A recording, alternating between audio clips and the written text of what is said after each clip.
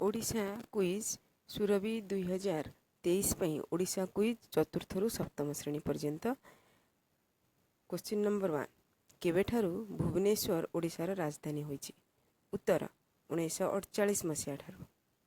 Question number 2 Kathajodi पत्थर बंध किए निर्माण करथिले? उत्तर मरकत केशरी।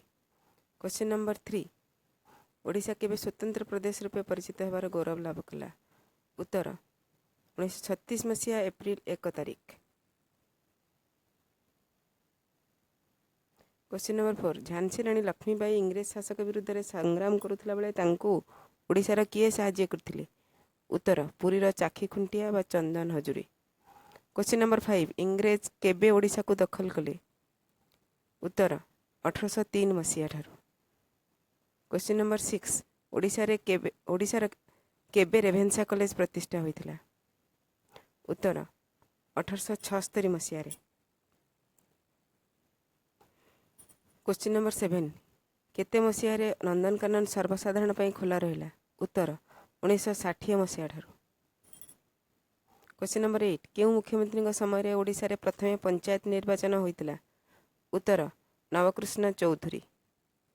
क्वेश्चन नंबर 9 ओडिशा इतिहास केउ राजवंशर शासन काल को सुवर्ण युग बोली कहा जाए? उत्तर गंग वंश। क्वेश्चन नंबर 10 कोणार्क मंदिर निर्माण प्रमुख शिल्पी किए थिले? उत्तर बिशु महाराणा। क्वेश्चन नंबर 11 कोणार्क मंदिर चूल किए मारी थिले? उत्तर धर्मपद बा धर्मा। क्वेश्चन नंबर 12 कलिंग युद्ध केउ नदी कूल होइथिला? उत्तर दया नदी कूल। क्वेश्चन नंबर 13 बारावटी स्टेडियम रे फ्लड लाइट व्यवस्था केबे होइथिला? उत्तर 2003 मसीहा ठारू। क्वेश्चन नंबर 14 1870 ख्रीष्टाब्द रे खोर्धारे होइथिबा पाइक विद्रोहर नेतृत्व के नेइथिले? उत्तर बक्सी जगबंधु। क्वेश्चन नंबर 15 ओडिशार सीमा केबे निर्धारित होइथिला?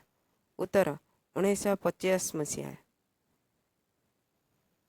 एभली सुरभि ପାଇଁ अनेक गुड़िए इतिहास उपरे पर्यवेसित प्रश्न गुड़िकर उत्तर